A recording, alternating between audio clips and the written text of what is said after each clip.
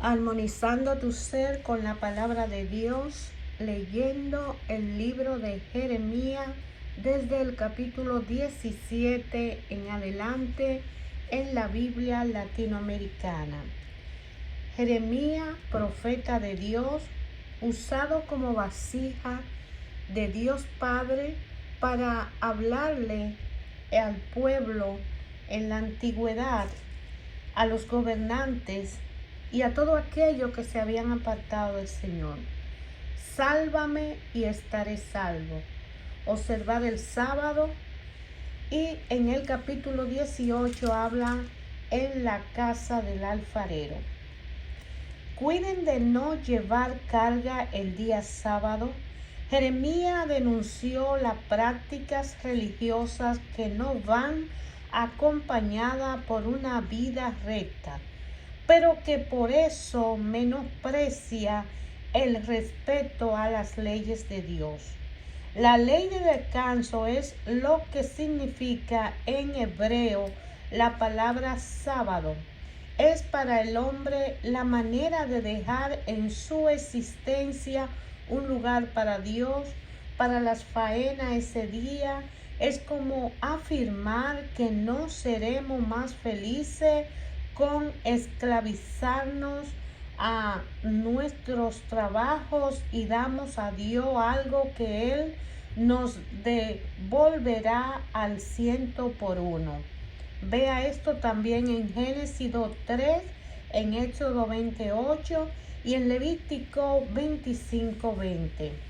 En la casa del alfarero, en el capítulo 18, habla de que en varios lugares de la Biblia la comparación del alfarero se usó para expresar que Dios es dueño absoluto y conduce a su voluntad la vida de todo individuo y naciones.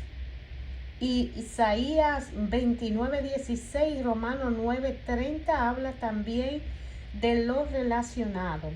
Aquí la misma comparación sirve para dar otra enseñanza que completa la primera, para que el hombre es libre. Si ellos cambian su proceder, yo también cambio mi proyecto.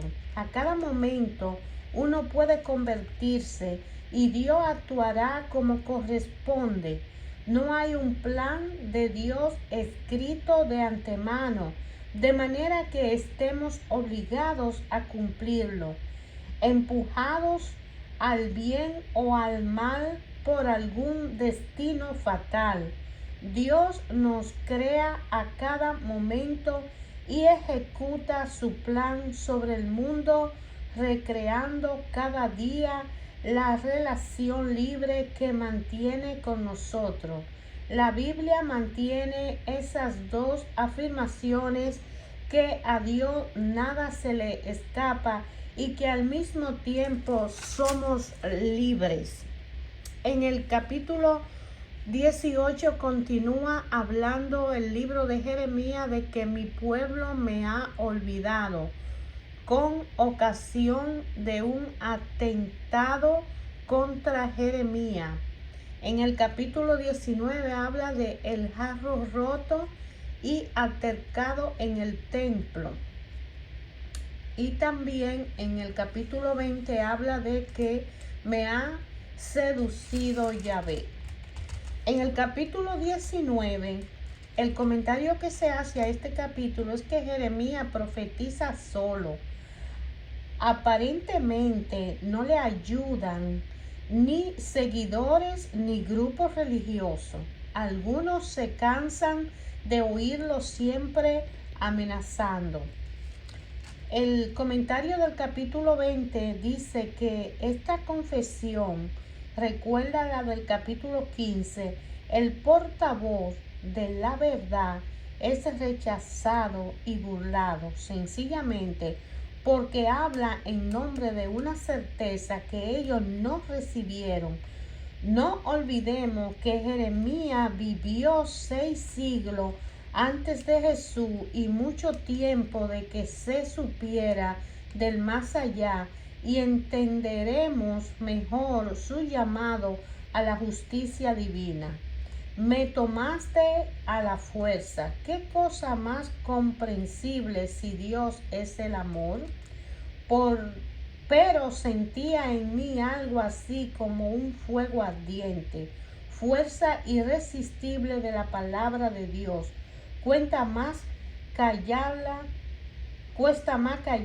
que enfrentar la oposición de los hombres. Pablo dirá en forma algo semejante, que no puede sustraerse a la obligación de predicar el evangelio. Véalo en 1 Corintios 9:16. El capítulo 21 habla de la respuesta a los enviados de Sedecía, del aviso a los gobernantes, y en el capítulo 22, primero la justicia contra Joacá y contra Joaquín. El poema 21:1-10 se refiere al segundo bloqueo de Jerusalén en el año 588. En cambio, en el 21:11-22-30 se reúnen oráculos en contra de la familia real antes del primer sitio en los años 605-598 sobre esos reyes. Vea en Segunda de Reyes, en el capítulo 22, 38-47, los referentes. En esos años, nobles y funcionarios de Jerusalén viven como lo han hecho siempre, sin preocuparse ya por la continua crisis del reino. Antes de mucho, sin embargo, todos serán muertos o desterrados. En el capítulo 23 habla de el buen pastor contra los falsos profetas. El comentario de este capítulo del buen pastor dice que hay de esos pastores que pierden y dispersan. Este nuevo ataque contra los malos gobernantes da la partida a una palabra de esperanza. Voy a reunir el resto de mis ovejas. La destrucción de Israel carnal prepara la venida del Israel espiritual. Los hombres se han acostumbrado a ver jefes que abusan de su poder y gobernantes que se enriquecían. Pero Dios prepara para su pueblo un pastor que cuidará de las ovejas. Este es el nombre que le darán: Yahvé, nuestra justicia. Esa es una manera de contraponerlo al rey del momento, que se llama Sedecía, o sea, Yahvé, mi justicia. Pondré al frente de ella pastores que las cuiden. Al lado del rey justo, Jeremías contempla a otros pastores al lado del único pastor, Cristo. Hay lugar para quienes se hagan responsables de sus hermanos. Nunca más temerá o será asustada. Dios promete la paz definitiva. El nuevo pueblo será más que una continuación del antiguo reino de Israel, y el nuevo rey será más que los reyes de la tierra. La humanidad espera su unidad en la paz, y la misión de la iglesia es presentar desde ahora una imagen de los diversos pueblos reunidos en Cristo. Pero la realidad solamente se alcanzará en la Jerusalén celestial. Vea esto también en Apocalipsis 21:22.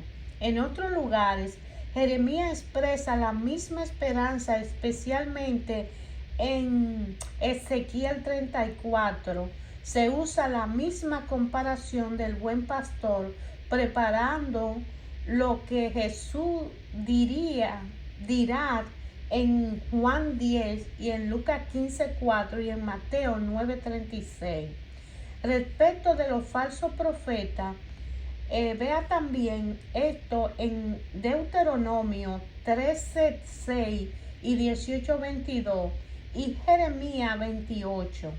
Las personas poco instruidas en la fe se maravillan ante visiones y sueños y no comprenden que tales cosas de un modo especial. Los sueños son producto de lo que en nosotros es inconsciente, imágenes que han formado, pero ¿cuáles fuerzas las han movido?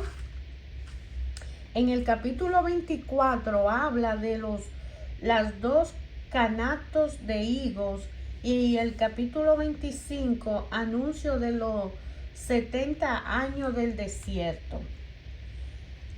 En el año 598 hubo un primer sitio de Jerusalén, la capitulación del rey Joaquín y un primer destierro. En los 10 años que siguieron, tanto el nuevo rey Sedecías como los que quedaron obraron como si no hubiera pasado nada, aunque vencidos y pobres. Los de Jerusalén pensaron luego que no le había tocado la peor parte y que solamente tenían que lamentar la suerte de los desterrados. Jeremías rechaza esta opinión. Dios se interesa por los desterrados. Son ellos el comienzo del futuro pueblo renovado. En cambio, a los de Jerusalén le espera algo peor. El presente capítulo, el capítulo 25, que anuncia los 70 años del desierto, una introducción que debió preceder la profecía pronunciada por Jeremías contra el pueblo de Judá y que ahora forman los capítulos 1 al 24 de su libro. En este trozo se notará la profecía sobre los 70 años que debía durar el destierro de los judíos en Babilonia.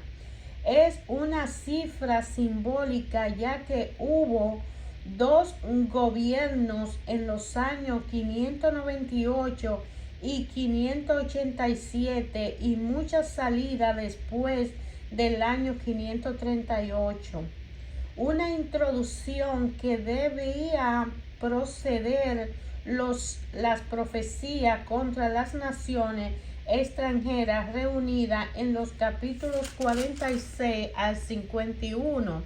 En el capítulo 26 del libro de Jeremías habla del arresto y juicio de Jeremías.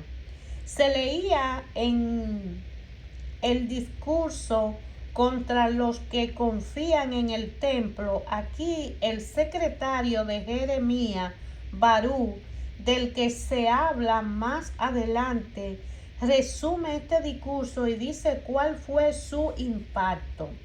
El pueblo defiende a Jeremías contra los sacerdotes y profetas. Jeremías permanece firme en su posición y no puede mostrar ni prueba ni milagros para confirmar lo que dice. Lo salva un movimiento de conversión del pueblo. Ellos han reconocido la voz de la verdad. Se recuerdan las palabras del profeta Miqueas 3:12 en el siglo precedente. Al fin del capítulo se menciona a la familia de Safán, secretario del rey, que había favorecido la reforma religiosa del rey Josías. En Segunda de Reyes 22:8 se puede ver también. Él y los suyos protegerán a Jeremías en varias oportunidades. este enfrentamiento de Jeremías con los sacerdotes no es casual. Muchas veces los que guardaban la palabra de Dios se han opuesto a los profetas de su tiempo. Juan Bautista fue desconocido por los sacerdotes y Jesús condenado por ellos. Es porque con frecuencia los ministros del culto piensan primero en preservar las instituciones y el sistema del que son guardianes y que los mantiene, mientras que los profetas recuerdan lo esencial y nos invitan a caminar hacia adelante. En el capítulo 27, Jeremías anda llevando un yugo, y en el capítulo 28, Jeremías y Ananías. Como vimos en el 22:1, los 10 años que transcurrieron entre los dos sitios de Jerusalén de los años 598 a 588 fueron tiempos de locura y de falsas ilusiones. En cualquier momento había gente que predecía la caída del imperio de Nabucodonosor, rey de Babilonia, y la vuelta de los desterrados. Con mucha valentía, Jeremías se levanta en contra de esta falsa esperanza y predica la sumisión a Nabucodonosor, por lo que es considerado por los jefes judíos como enemigo de la nación. Jeremías se enfrenta con los falsos profetas cuando los profetas no están de acuerdo. ¿Cómo se reconocerá al verdadero? ¿Cómo se va a reconocer el verdadero? Ver al respecto a Deuteronomio 13:6 y 18:22. Un profeta que anuncia la paz no será reconocido como verdadero profeta mientras no se realice lo que él anunció. Jeremías dice algo más que el Deuteronomio de el tiempo de Elías. Vea Primera de Reyes 19:18. La misión de los profetas fue la de interpretar la progresiva caída del reino de Israel y del anunciar un juicio de Dios. Predijeron algunos éxitos, pero en medio de un continuo retroceso, por eso había que desconfiar más de Ananías, que anunciaba la prosperidad, que de Jeremías, que recalcaba la amenaza de Yahvé. Cuando se vive en injusticia, hay que desconfiar de lo que prometen la prosperidad. En el capítulo 29 habla de la carta de Jeremías a los desterrados y también reacción de un desterrado ante la carta de Jeremías. En los años 598 y 587, mientras los de Jerusalén se vuelven cada día más ciegos, Jeremías quiere orientar a los desterrados. Para ello también existe la tentación de creer que las cosas pueden volver atrás. Incluso hay profetas entre ellos que mantienen ilusiones acerca de una pronta derrota de Babilonia. Unos de ellos mandan carta a Jerusalén para hacer encarcelar a Jeremías 24:28. En realidad deben aceptar la derrota, darse cuenta de su infidelidad a Yahvé, que es causa de la presente humillación, y reordenar su vida. En ese mismo momento, en Babilonia, Otros profetas verdaderos, Ezequiel, habla en forma semejante. Una transformación lenta se va a producir en los sacerdotes, nobles, artesanos y funcionarios que fueron desterrados y sus hijos pasados los 70 años del destierro volverán a Jerusalén como los pobres que buscan a Yahvé. En los capítulos 30 y 31 nos hacen volver atrás a los felices años del rey Josías. Además de promover la renovación de la fe y del culto a Yahvé, logró conquistar una parte de lo que había sido el reino de Israel y ahora era una provincia asiria después de la ruina de Samaria. Se acerca el tiempo en que cambiaré la suerte de mi pueblo Israel. Los israelitas habían sido expulsados de esta tierra y dispersados. Ahora no están para oír a Jeremías, pero se dirige a ellos a través del espacio y del tiempo. Lo que le dice vale también para Jesús, que a su vez va a ser destruido y dispersado, para Judá, que a su vez va a ser destruido y dispersado. Esta vez, Yahvé habla como el padre al hijo pródigo. Recuerda los pecados del pasado que lo obligaron a castigar y promete que hará volver a sus hijos dispersos. Semejante promesa se leen también en Osea 14 y en los capítulos 40 y 55 del libro de Isaías. En el capítulo 31 del libro de Jeremías, Israel volverá a su patria. El que dispersó a Israel lo reunirá y se promete a Judá la restauración. La alianza nueva en el capítulo 31. Aquí, en este capítulo 31, se debe destacar el párrafo 31, 31 al 34, que Jeremías entrega la más célebre de sus profecías. En hora tan amarga como la que conoce el pueblo judío, Dios revela a Jeremías que anuncie la nueva y definitiva alianza. Comprendamos la nueva relación que existirá entre Dios y los hombres. Yo pactaré una nueva alianza. Esto es como decir que la alianza de Sinaí que hacía de Israel el pueblo de Dios ha pasado a ser anticuada. Dios se había ligado con el pueblo de Moisés y sus promesas eran para la colectividad más que para los individuos.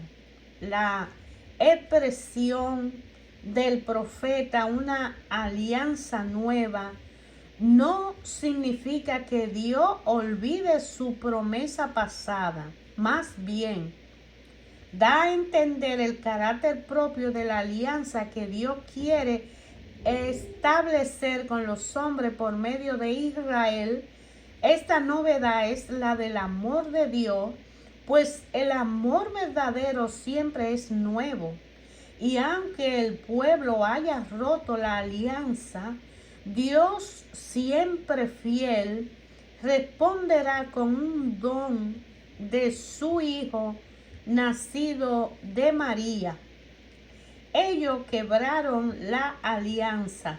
Esta alianza celebrada entre Yahvé e Israel en el Sinaí ha fallado no por culpa de Yahvé, siempre fiel, sino por la de Israel.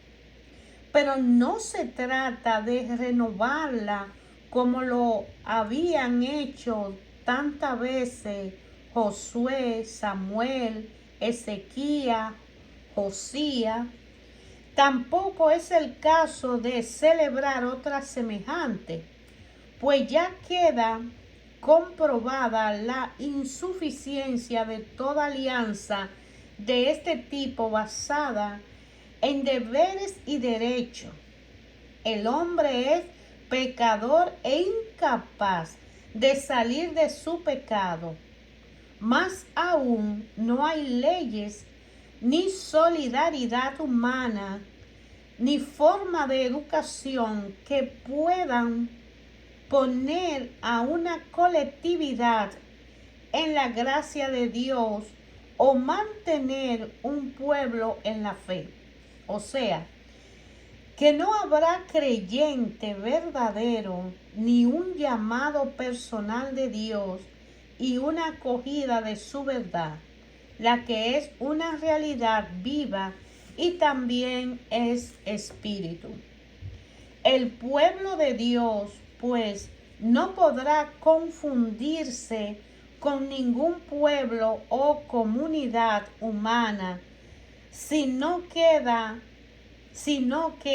a él llegarán hombres renacidos. Pondré mi ley en su interior. Ahora bien, Jeremías conoce el secreto de la alianza nueva, porque sabe que cambio se produjo en él cuando Yahvé le hizo profeta. Descubrió entonces una relación personal con Dios que difiere de todas las actitudes religiosas. Por sincera que sean estas, yo pactaré con Israel esta otra alianza. La ley está en sus corazones y la mano de Yahvé la mantendrá en el camino recto, como con Jeremías cuando éste vacilaba. Yo entonces habré perdonado su culpa. La nueva alianza se realizará por la muerte de Cristo en la cruz para perdón de los pecados. Al celebrar Jesús la última cena, dice: esta copa es la nueva alianza en mi sangre. Lucas 22:20. El autor de la carta a los hebreos desarrollará el significado de la alianza nueva. Vea esto en Hebreos 8:8 y Hebreos 10:16. También el Evangelio de Juan 6:45 precisa lo de me conocerán todos. En la fe cristiana, no todos reciben revelaciones personales, pero todos son conducidos por el Padre hacia Cristo, en quien están todos los tesoros del conocimiento y la sabiduría. Esta revelación arroja una luz decisiva sobre la historia del pueblo de Israel. A pesar de que tal vez el mismo Jeremías no vio todas las consecuencias de lo que afirmaba, comprendemos que la enseñanza de Dios, su manera de conducir e instruir a su pueblo a través de los acontecimientos, eran una pedagogía, el encaminamiento hacia una verdad definitiva que solo sería dada en Cristo y por medio del don del Espíritu. Se entiende por qué Jesús y sus apóstoles hayan apelado tan a menudo al mensaje de los profetas para justificar la revolución del Evangelio y el nacimiento de la iglesia a partir del pueblo judío, pero sin depender ya de su historia nacional, en que la fe y la religión estaban íntimamente ligadas a la existencia del pueblo de Israel en Palestina. Permanencia de Israel. En el capítulo 32, Jeremías compra un campo. Durante el segundo sitio, antes de la destrucción de Jerusalén, Jeremías compra un campo como para probar que la tierra no ha perdido su valor. Algún día se levantará la nación caída. El final del capítulo 32 al 37 habla de que se renueva para Judá la misma promesa de la alianza nueva que había predicho para Israel algunos años antes.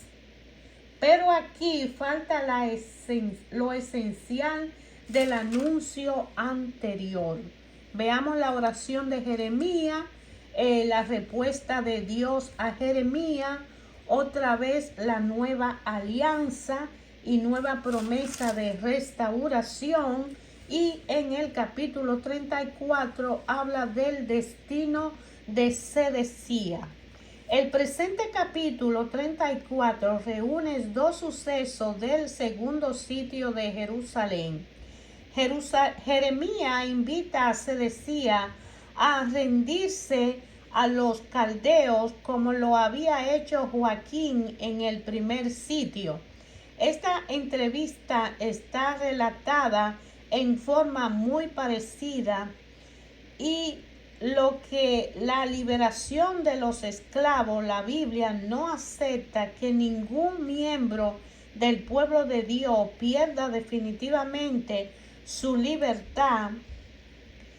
Si por razón de deuda uno debía venderse y pasar a servir al acreedor, esto no debía durar más de 7 años. Cada 7 años se proclamaba el año sabático, véalo en Deuteronomio 15:12, en que los esclavos, la raza hebrea, debían recobrar su libertad. En realidad, las leyes sociales eran poco observadas en ese tiempo. Por eso, ante la amenaza del sitio, los medios más creyentes de Jerusalén se dan cuenta que la mejor manera de atraer la bendición de Dios sería observar las leyes sociales de la Biblia y devolver la libertad a los esclavos. Yahvé se levanta en favor del oprimido, destruirá su propio país si eso es necesario para castigar a los que tratan con tal desprecio a sus hermanos. Hermanos, ayer, hoy y siempre, a través de su palabra, Dios Padre habla a nuestros corazones. Ayer, hoy y siempre está escrito en el libro de la Biblia, en 1200 páginas, la palabra de Dios inspirada a los hombres, a los profetas, a hombres y mujeres que fueron y se dieron como vasijas para que el alfarero lo formara, lo capacitara y fuera su portavoz a la humanidad. Por eso es que la palabra de Dios ayer, hoy y mañana y por la eternidad va a hablar a cada uno de nosotros, va a hablar a la humanidad. Dios habla a través de su palabra. Y Dios Padre, a través de su palabra, en una relación personal, particular con cada uno de nosotros, no importa quiénes seamos, si nos humillamos y nos volvemos a Él, Él estará con nosotros y nos guiará. Te invito a leer la palabra de Dios. Te invito a escudriñar las escrituras. Te invito a elegir el libro de tu preferencia dentro de la Biblia y estudiarlo o simplemente investigarlo o instruirte históricamente sobre el destino que tuvo el pueblo de Dios desde el principio, que el hombre decidió aceptar a Dios como su Dios y único, como hizo Abraham, que viviendo en un país donde no se conocía el Dios vivo, lo reconoció, lo aceptó, oyó su llamado y lo siguió. Y Dios pactó con él una alianza que todavía esa promesa vino con Jesucristo a cada uno de nosotros, como hizo Jesús después de Abraham. Y en el medio de Abraham y Jesús vinieron muchísimos profetas, hombres y mujeres, valientes héroes, que decidieron aceptar la voluntad del Padre y luchar para que la humanidad entendiera que el amor de Dios es eterno por cada uno de nosotros. Y que ahora, para más fuerza en la fe, nos da a Jesucristo, que se entrega gratuitamente en una cruz a un sacrificio que no le duele a Él, pero que son los pecados nuestros que Él carga en su cuerpo y lo cuelga en un madero y lo taladran en un madero. El pecado de cada uno de nosotros. Por eso cada quien que quiera aceptar a Jesús, cada uno de nosotros que decida entregarse a Él y aceptarlo, va a ser salvo y será salvo su casa. El que crea en Jesús, el que sea obediente y cumpla con su plan salvístico, el Señor Jesús le promete salvarlo. De manera que, como todos somos pecadores y no hay uno solo perfecto, no hay uno solo santo en la tierra, si cada uno de nosotros peca y cae y se levanta de nuevo y con más fe sigue adelante, con más fe sigue creyendo en esa promesa, ayer, hoy, siempre, es para cada uno de nosotros. Te invito a descubrir en tu corazón qué te dice la palabra de Dios cuando tú la lees. Estamos estudiando el libro de Jeremías, estamos leyendo los análisis que se hicieron a los capítulos de Jeremías, desde el capítulo 17 hasta el 34. El libro de Jeremías habla de todas las profecías que Jeremías a Judá y a Jerusalén le dio, que fueron dadas en su corazón y en sus revelaciones por Dios Padre para que la transmitiera. O sea que Dios siempre va a usar un medio para salvarnos. Él nos ama. Dios Padre omnipotente, omnisciente, omniente, omnipresente, nos amas a todos por igual. A los que son esclavos y a los que son esclavizadores, a los que son buenos y a los que son malos. No quiere el mal de nadie. Él no castiga. Dios te da la oportunidad de demostrarle en la tierra y en la vida que tú lo amas a Él y lo prefieres a Él. Dios nos da la oportunidad de que seamos purificados a través de las pruebas. Dios no castiga a nadie, ni le manda castigo a nadie. Dios nos perdona, pero eso no quiere decir que los pecados que cometamos se queden impunes. Cada uno que cometamos un pecado, debemos pagar las consecuencias de ese pecado y esa consecuencia se queda en nuestra vida. Pero hay una promesa, que si nosotros nos arrepentimos y nos volvemos a Él y no pecamos más, pues nosotros seremos perdonados por la misericordia del Padre. Pero eso no quiere decir que deje consecuencias, incluso en nuestra familia, en la sociedad, en nuestros amigos. De manera que el único camino es volvernos a Él para ser más fuertes y evitar seguir pecando.